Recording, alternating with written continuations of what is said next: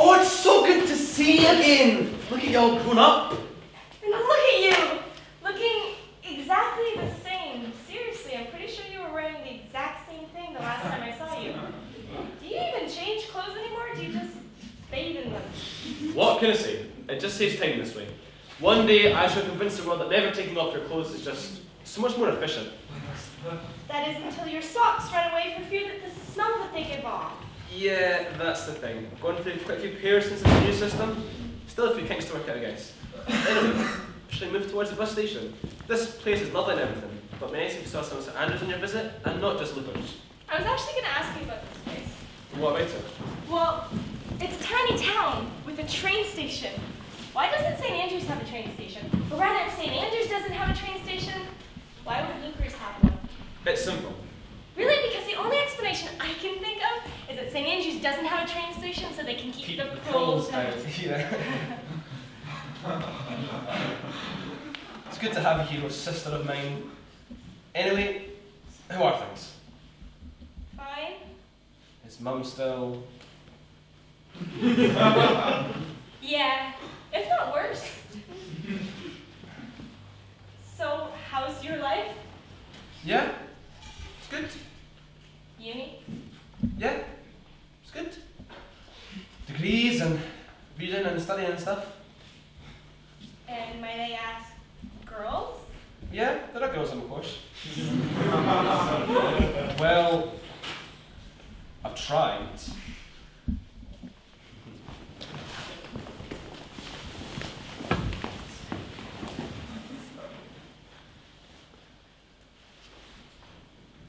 Does anyone have a pen?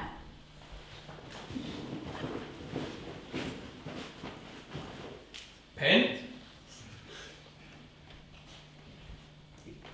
Pen?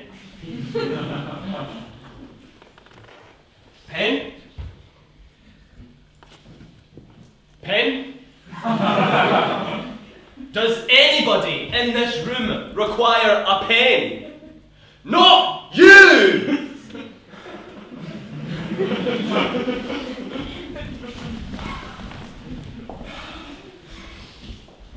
Oh well. Yeah, maybe next time you can tone down the hysterical yelling and mellow out your voice a little bit. Chicks really dig that kind of thing. Really? I always thought women went for the sophisticated shouter over the mellow mumbler. Maybe that's where I'm going wrong. Maybe take a note of that. Anyway, I think that bus might be ours. Your carriage awaits, my lady.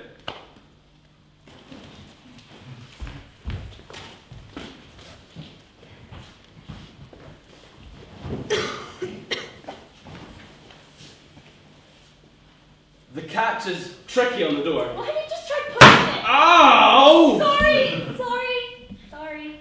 Wait, have you tried? There you are!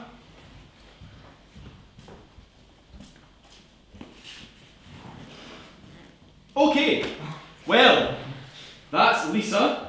Hi. That's Craig. And that's... Rudy, pleasure to meet you. I'm sure Neil has mentioned me. He's so annoying. He doesn't clean, he's pretentious, he's lazy. His mum and dad don't even like him. He's fake, unrealistic, and so incredibly boring when he talks about, well, anything. And whatever you do, if you ever meet him, do not shake his hand. Who knows where they've been? No, he's never mentioned me. No, never mind. Where's James? What? What? You said something. No, it didn't. Hi, baby. No boyfriends in the living room. No, it's nothing. What were you saying? You know, little Lisa, a polite domestic goddess and scintillating conversational as she is, does raise a fairly interesting yet obvious point. Where is James? That was obvious? He's probably in his bed, isn't he, the lazy sod? James! Yeah, that's the bed. That's the lamp. Probably books. Almost certainly the bin. The door. Stair. Stair. Stair, stair, stair. James. What? Good morning to you too. What? I wanted you to meet someone. Who? James, this is Amy, my sister. Amy, this is James, this guy who came and crashed in our house once and never left. That's not true. No, but it's a more interesting story than we met him during Freshers Week. He was the overconfident second year who tried to chat up all the freshers at the BOP while claiming he worked for the student union and could get them free entry into, well, the BOP. After that tactic didn't work, we took him under a wing, considerate fresh that we were, and decided that we'd all move in together in our second year. What are you doing in bed anyway, lazy git? There, message right? Yeah, I emailed my tutor about that. Probably get an extension on it. And how many extensions will that be then? 4? It's no big deal. Most third years ask for extensions on essays. Yeah, but most of them don't spend half the day in bed half naked either. Speaking of which, shouldn't you put some clothes on? There's a lady present, and frankly, your nakedness disturbs the ambiance of the room. No. Before we do anything, we should probably fix that door. Shouldn't take us too long. We'll be grateful later when we try stumbling in during the wee hours of the morning and have to lift little Rudy into the house through the open bathroom window. As much as I dislike the fact that you would use me as a human battering ram, I do agree with you. We should fix the door.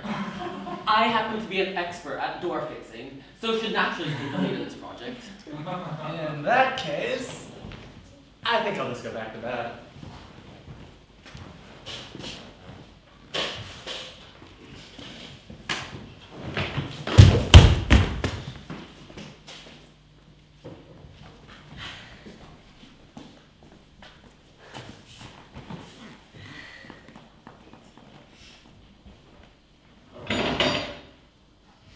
You're a girl, aren't you? Well, yeah, that's what the doctors told my mother, but frankly, I've always had a tiny bit of a suspicion since the age of 7 when Robbie Smith from the other class decided to... I don't know what to do. You could go help fix the door? Nobody told me university would be like this. Like what? I don't even really like hummus. Okay, I don't really quite know what you're talking about. Maybe it's better you talk to one of your flatmates about this. I can't. Speak to the boys at least. It's about my boyfriend and I'm not allowed to talk about my boyfriend. Ah, well maybe you have some girls you could talk to about this. I'm not exactly a pro at talking about relationships. Ah, okay. I could give you a hug. Hugs really are my thing. I could never do. If you want someone to make jokes at the expense of your boyfriend, that I can do. But relationships, hugs, cute things with gooey shopping centers, really not my thing. We met 3 years ago. Okay, you're gonna tell me anyway. That's cool. Carry on. I'll just sit here and listen. Yeah. We met at a vegan warehouse rave. Mom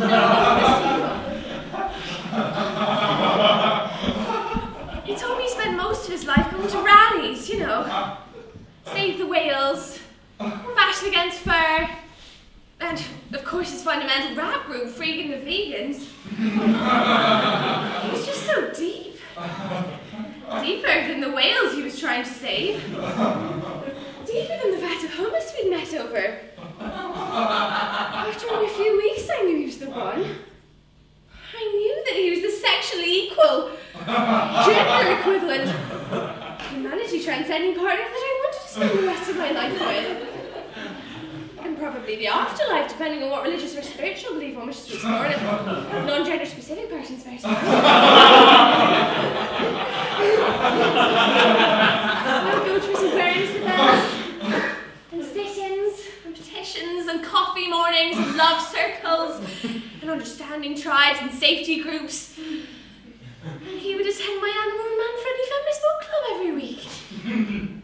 It wasn't just the intellectual and spiritual side of things, though. Sexually, I felt more fulfilled than a monk who has dedicated his life to teaching spirituality to underprivileged urban areas. In his arms, he made me feel alive. He made me feel like an all-natural, organic living, whale-saving sex machine. It felt so good. You can tell me these things. Sharing and caring and all of that. Then, well, things changed. I I applied to university and he decided that maybe the separation would be a good thing. I would go study and he could use the time to do more soul searching. And work on his new idea for a hemp coffee morning and knitting circle. A few months at university was all that it took. It's difficult to stay a vegan when introduced to the wonders of 2 a.m. chips and cheese. It's difficult to believe that all animals should be saved when one's been introduced to the lizard in its full wild glory. And it's difficult to stay faithful to a man who doesn't understand the wonders of dairy products. To begin with, I decided to channel all of my sexual frustration into charity work. Boy, can a person make a lot of cookies if it's been a while? Then, well, cookies weren't enough. Cookies are never enough. So I did all that I could think of doing. I got dressed up and I got incredibly drunk. And then I met this guy. And then this other guy. And then this girl. And then her boyfriend.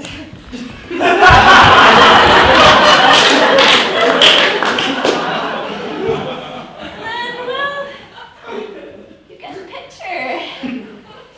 Every week I seem to go out and meet someone who I'm really connected with. Somehow them not having a low-fat, low-wheat vegetarian lifestyle doesn't seem to matter to me anymore.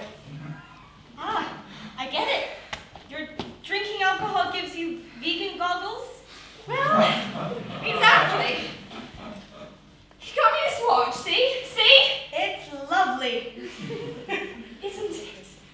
But now, I can't look down on it without guilt and regret. I'm walking down the street and I think to myself, oh, what time is it? And it stares back at me screaming, it's debauchery o'clock. It's time you was promiscuous and slutty to 5. And I don't know what to do. What? Well, have you tried not sleeping with people? I would never have thought that. Interesting, I never would have guessed. That's amazing. I'm gonna go and practice not sleeping with someone in my room right now. This is brilliant. Thanks so much. You're welcome. I mean, anytime.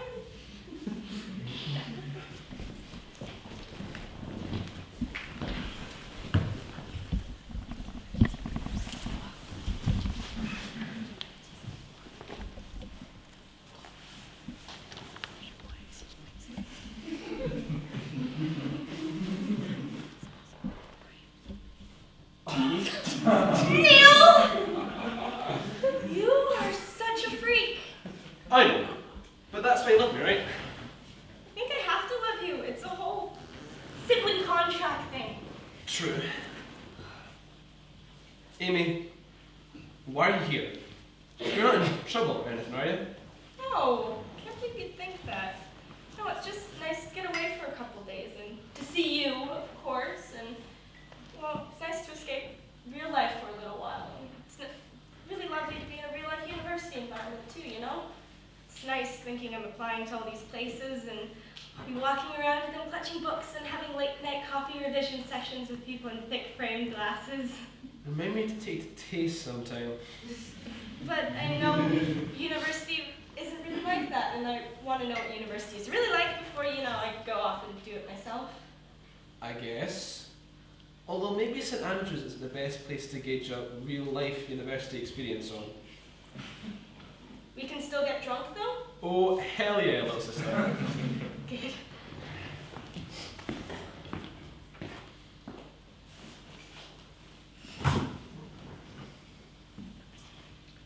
You two aren't like really brother and sister, though, are you? What do you mean? Well, well, we can't be because you know, I don't know. because your accents. What accents? Well, she's American, and you sound like Taggart.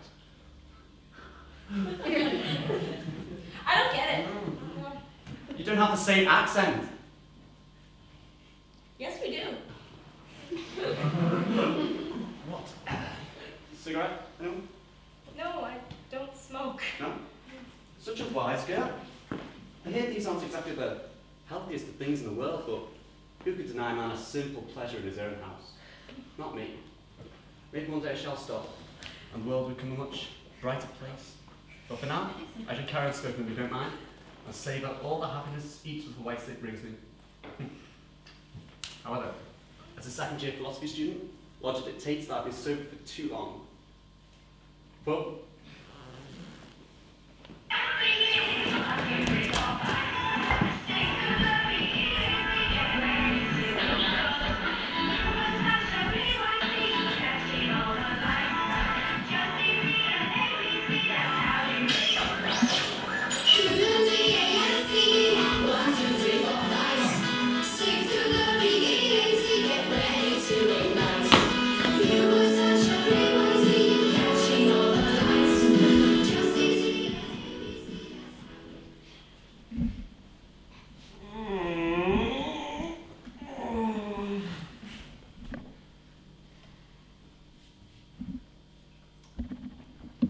You're wearing my shirt. I'm wearing your shirt. Ugh. Your sister's not dead, is she?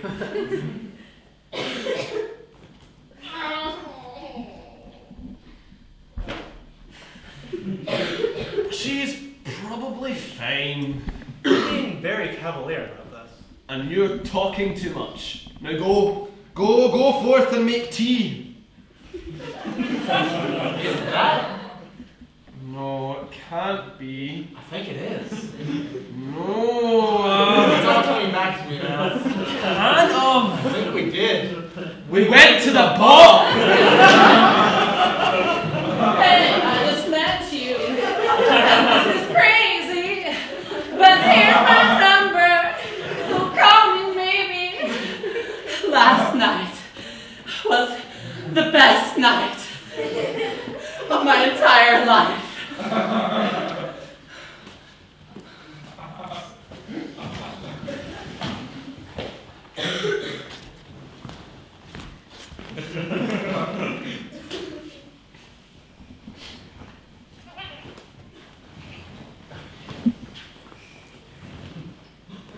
so, Where have you been? about. Oh. Okay. No. So exactly what happened last night? It's the usual. Drank too much. Convinced ourselves that it was going to be the greatest night of our entire lives. We stayed in pubs so long that there was no chance of this getting anywhere. So drop ends at the Union. Lady Gaga at first. That one go dance to saccharine pop music and skip up to the bop like delusional 13-year-olds having got to school. A highly sexually charged and inebriated school disco manager.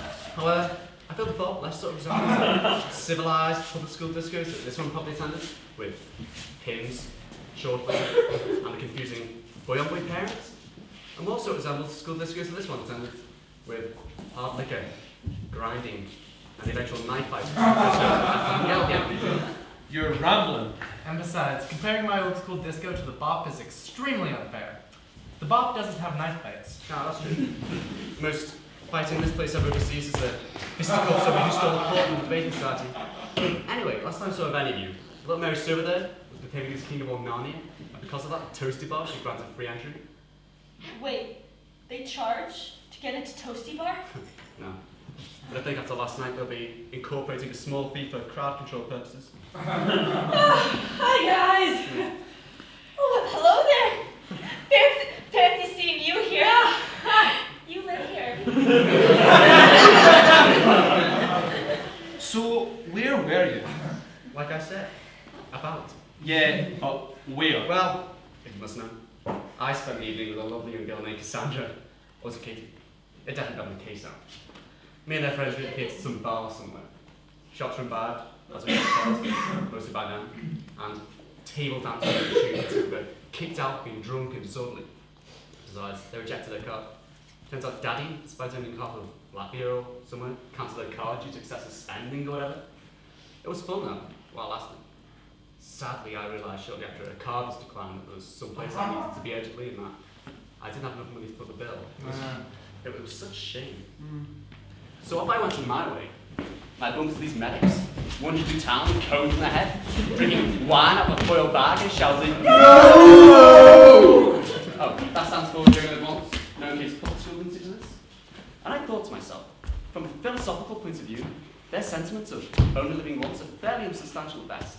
And the whole Gavin Rosebud's approach to life, I died out on the students' obsession with Dead Poet Society and that. Okay.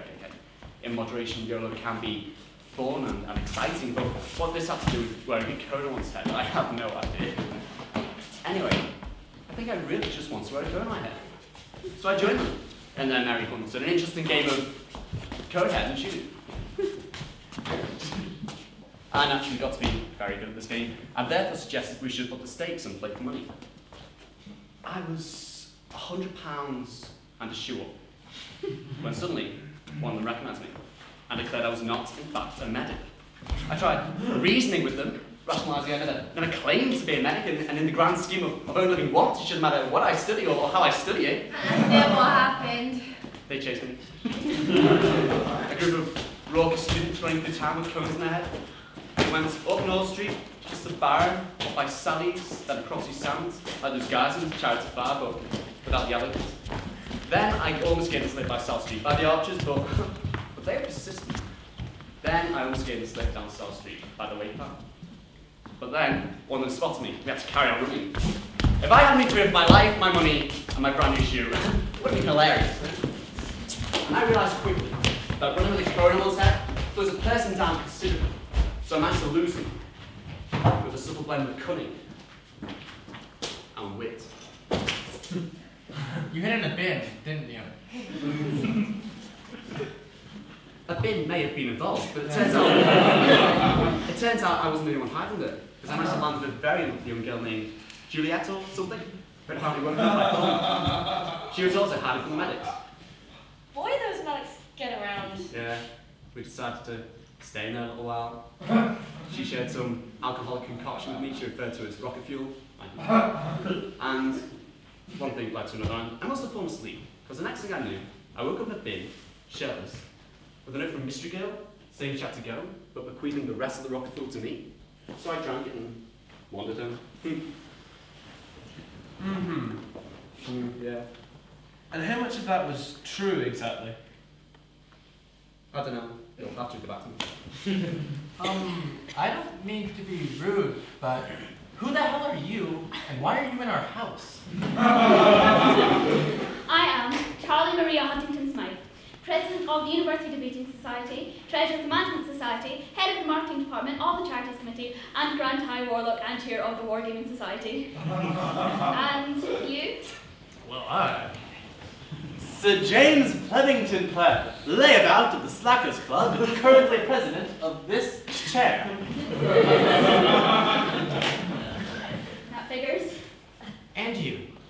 So why are you in our house? Oh, I'm a friend of Rudy's, and one of the volunteers who works at the Toasty Bar on Friday night. We accidentally locked him in there last night, and after we found him, face smeared with Nutella, singing half-baked pop songs to himself, we decided he wasn't in a fit state to go home on his own. Naturally, I could bear to see a fellow warlock in such a state, so I volunteered for the duty to return him to his castle safely. About half of that made sense to me. Anyway, I can't stay long. I have such a busy day.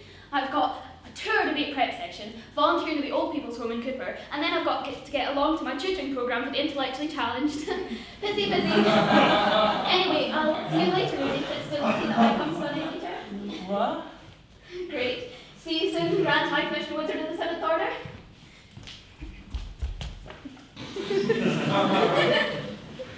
Well, that was... Unexpected? Completely expected from the Rudy over there. Strange. Relief. Pardon? Nothing. Shit. What? You know that extension I have? Yeah? I don't have it anymore. Shit. Yeah. When's it due then? What date is it today? The 21st, 3 days ago? Yeah, I should probably go write it and stuff.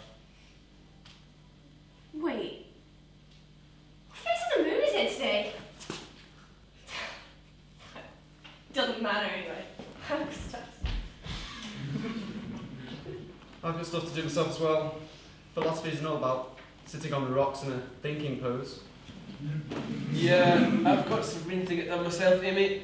Hope you don't mind. That's okay. If everyone's busy, I can just do some writing. I have this project I'm working on. Comedy thing, actually. Except I'm not sure if it's funny or not. It's one of those comedic things that you hope if you throw enough funny scenarios at a piece of writing that some of it may stick and ultimately become entertaining. Who is it? Go to sleep, Ruby. Daddy! Beautiful. How long have I blacked out for? Oh, I'm sorry. Was I not supposed to come at this time? I'm a little early. Well, half an hour early, but what can I say? It's not every day you get to have brunch with your brand new academic family. Oh. Okay. Mary, do you remember me? Of course, Mary. How could I forget you? Mary, we met at the Toasty Bar. Toasty Bar, and we bonded over Where our we're from. Yes, because we're both from Well, we're not technically from the same place, but it was close enough and dead exciting. Of course, and we were drinking Lemonade! Well, you were drinking vodka from a shoe, but I was making lemonade. I'm not much of a drinker, you see. I just came out with a few other fresh hours just to see what it was like. I bonded with a few ladies from Sally's and we all thought it would be a great lark to get all dolled up and hit the town. That sounds lovely. Well, I'm really sorry, but I'm afraid you don't have any other siblings yet, but that can be changed soon enough. Whilst you're here, would you like to be shown around? Oh wow, that would be awfully delightful. I've never seen a real-life student house before. Mummy and Daddy always told such great stories about when they were students back at school and all the great jakes they had pulling pranks on one another. I bet they did. Now, have you ever shown them?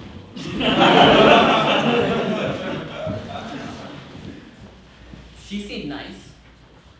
Yeah, if you like that kind of thing. You two would get along. Very funny. The posh, oblivious guy will get along with the posh, eager, fresher girl. How original. No, I'm sorry, I didn't mean it like that. No, I get it. I understand. And it's fine. I used to get a lot of crap from the guys for being a bit of a raw. And I suppose I am. Well, at least in the sense that I got a posh education. But it's not like my parents could afford the education I got. Oh no, I was a scholarship boy.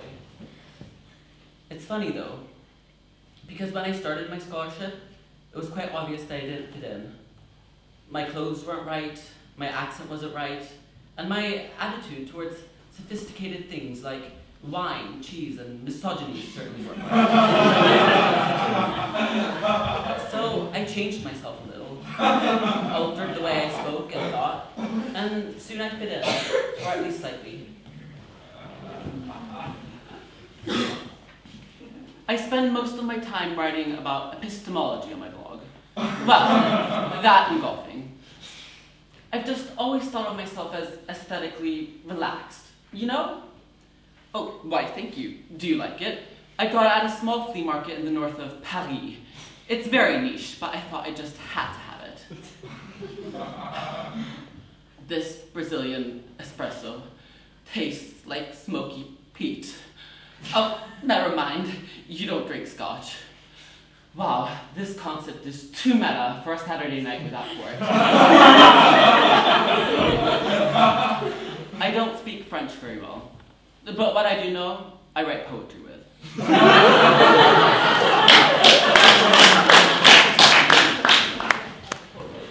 I'm not sure what's more impressive, the fact that you think a meta concept can be remedied by a glass of port, or the revelation that you write poetry and it's only just come up in conversation. Oh, but it just slipped out once. Everybody has said or done something at one point in their life for the sake of fitting in. Mine just happened to take the form of confessing to writing French poetry. And did it work? Not really, but at least it meant that I fit in slightly more than I did before. When everybody thought I went skiing during the winter break and schweffed like the best of them, they left me alone. Then I came here, and the vicious cycle started again.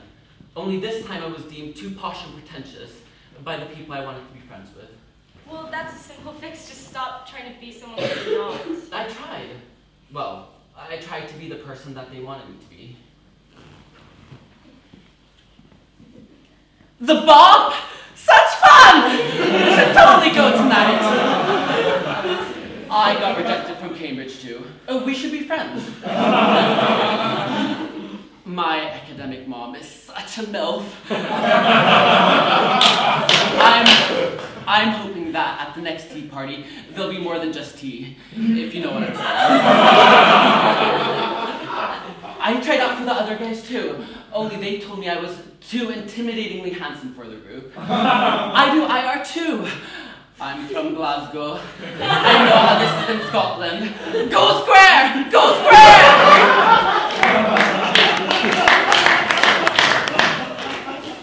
And did any of that work? Not really. But the Scottish people found my attempt at Go Square very amusing and only gave me one black eye instead of two. We're friends on Facebook now. How charming of them. What it sounds like you're saying to me is that you spent so long trying to impress people that you don't really know how to be yourself. That's probably the best way I've heard it explained before. Who knew such a beautiful girl could be so insightful? I'm gonna pretend that was a compliment. It was meant to be. Most beautiful women won't give me the time of day, let alone sit around and listen to my existential identity crisis. You know, I'm pretty sure they would if you dropped the pretension and just speak to them like you've been speaking to me. What about girls at Wargaming Society? They must talk to you. Girls? At Wargaming Society? Well, what about Charlie? She's a girl, and she goes to Wargaming Society. Charlie isn't a girl. Yes, she is. No, Charlie isn't a girl. Well, maybe next time you see him, you could try chatting, just like he did to me, only to her. I mean, him. I think you'll find it's a lot easier than you may think. Thanks, Amy. You're really great at giving advice. Did you know that? You're actually not the first person to suggest that today, actually. Are you gonna be okay? I guess. I just wish there was a way I could convince my housemates that I'm not the posh and pretentious guy that they think I am. Hi. Sorry, the door was open and no one was answering the doorbell. I can't stay long, it's just that, well, you forgot your pipe. I know how much you like to have your afternoon coffee, pipe and classical music hour, so I thought I'd bring it over before you realised it was gone and missed it. She's a girl. Why, thank you, Charlie. That was very nice of you. I look forward to when we study. Yeah, study. I'll see you then. I'm looking forward to it too. I'd better go though. I left one of the intellectually challenged people I tutor by themselves. If I'm not careful, they might start eating their textbook. Or trying to read it. It happened once. It wasn't a pretty sight. I'll see you later. Charlie's a girl. And I think she may like you. Oh, yes. What's he so happy about? A girl likes him. And not just any girl. The Grand High Warlock of the 7th Order. Yes! Euphoria! Forever till the end of time. From now I know that you and going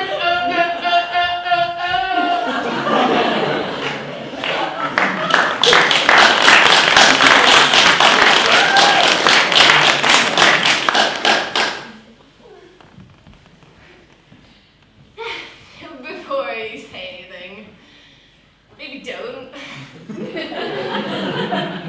Me? Oh, I wasn't gonna say a word. Really? Yep, no words were going to come out of my mouth at all. How convenient. It's just that boy who left this morning, was he helping you not sleep with anyone in your room too? No. But I can't remember his name, and it doesn't count. If you can't remember his name, does it?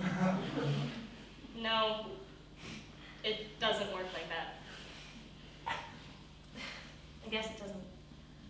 And I lied. I can remember his name. Why don't you just split up with your boyfriend? Because I can't. I love him. And I could never love anyone as much as I love him. Mummy and Daddy always say that sometimes the best thing you can do for someone you love is to let them go. They also say that sometimes it's okay to catch your spouse sleeping with the postman as long as you both agree to go to joint therapy for a very long time. Sounds like your Mummy and Daddy may have had 2 years of therapy yourself. So you should just sit tight and wait for the boys, alright? Actually, she's kind of got a point. I didn't sleep with the postman! Much! Not about the first bit. Maybe it is the right thing to do, to let your boyfriend go, even if you do love him. Well, it would save a lot of money on phone bills. There you go, every cloud is a silver lining. So, we're going to work in here. We all think that if we all work in the same room, we can save money on the heating bills. Mary, yeah? Yes, Craig? We haven't had our little tour yet, have we? That's true. Well, would you like to follow me? I'll show you around some. You're such a gentleman. Hi, my name's Craig and I'm from England. Would you like to sleep with me? I study philosophy and have a huge ego. I was going to say ego.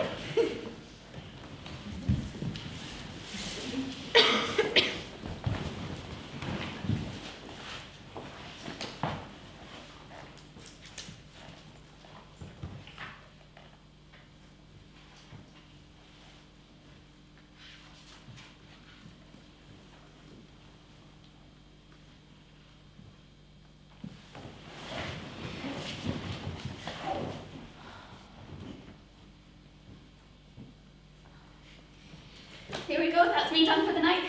Anyway, I better go, it's way past my bedtime, and I have such a busy day in the morning. See you later.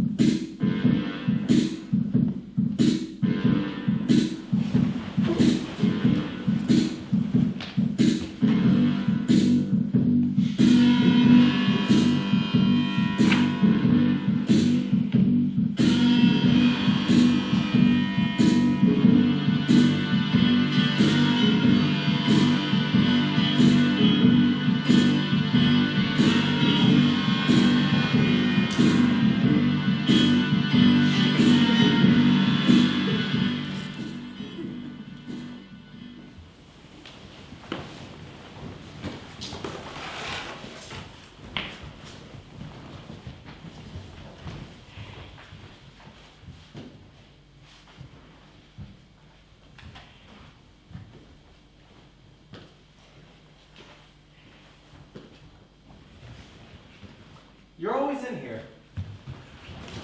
Why isn't your brother around entertaining you? He had to go talk to his tutor about something. How'd your essay go? Yeah, it went well, thanks, actually. I just turned it in. And I don't want to sound cocky, but I think I'm looking at it first with this one. That's awesome. What's the topic on? Taking a look at the psychological nature of how humans tend to leave things to the last moment in order to make their lives seem more interesting and thus dangerous. I think you have a winner there. Why do you look so sad? I don't. It's just, I have this theory. Go on. It's kind of ridiculous, so please don't laugh. Scout's honor. Well, I have this theory that everyone has a talent. I know that's generally not the idea. If you're usually talented, it means you're special in some way, but I don't mean it like that. My way's different. If you're smiling all the time, that is your talent. If that person has a distinctive birthright, then that's what defines them, but not necessarily. Because if that person also has a secret or not so secret talent for ballroom dancing, then that is their talent. You see? So what you're really proposing to do is redefine the term talent. Yes, except there's no real way of defining what I'm trying to label. The funny thing is, it actually applies to everyone. Well, except me. What do you mean? Well, I watched you guys get on with your lives here at university, and part of the reason I came here was to figure out my talent, what I wanted to do with my life, and here you all are, Neil being his usual Neil-like self, and Craig being able to do anything he wants, and Rudy beginning to find himself as a person, and you taking your situation and turning it into a thesis. But when I think of myself and what I want to do, I am completely blank. Bullshit. No, it's true. I am neither fat nor thin, smart nor stupid, pretty nor ugly, loud nor quiet, tall nor short. I am not interesting, but I am definitely not dull. I don't have any interesting abnormalities, like a huge nose or a port wine stain that looks like Sweden. I'm not musical, sporty, political, promiscuous, hedonistic, academic, or religious. I'm not a slob, or a layabout, or a know-it-all, and I am not that girl at parties who drinks way too much and is sobbing up the stairs because no one appreciates her. I am also not that person who wears crazy clothes and dyes their hair to draw attention to themselves, and I don't know the alphabet backwards. I'm talentless. That's not true. Yes, it is. Well, for one thing, you're probably the best listener I've ever met, and it must take some form of talent to come up with this theory of talent you just told me. But anyway, even if you don't know what you want to do or what your talent is, that shouldn't matter. You're young, you have all the time in the world to decide, despite what your teachers, tutors, parents, and friends must be telling you right now. You don't need to decide now. Now is for getting drunk and sleeping in and doing deadlines at the last moment and playing ridiculous games like Conehead. Now is for meeting new people and finding out things about yourself that not even your mother knew. Now is for making mistakes and doing stupid things and having to deal with the consequences in a way that will probably not have any lasting effect. Now is not for decisiveness. Now is for doing what you want and making the most of what you got. You hear me? Yeah, actually. And thanks, I think that's the nicest thing anybody's ever said to me. And it's all true. Now come here, let's hug it out. Well, I think it's time we got you back to the salt mines, little sis. Is that just a fancy way of saying you want to get rid of me? Essentially, yes. Ah, well, at least you're honest. Well, we're gonna miss you. Yeah, can't you replace your brother? You're far nicer than what he's ever been. The confidence that housemates have in me is overwhelming. And we've had a good couple of days, well, these last few days, and we've not completely scared you off attending this fine institute. Scared me? I lived with you for 16 years before you came here. The sight of you, first thing in the morning, hardens the psyche. By the time I was 13, I got a call from MI5 wondering how I was able to hold up to psychological torture. It took me a while to realize that the psychological torture they meant was you. You're such a charmer. That really happened? Yes. Except I'm 60% sure it was a prank phone call.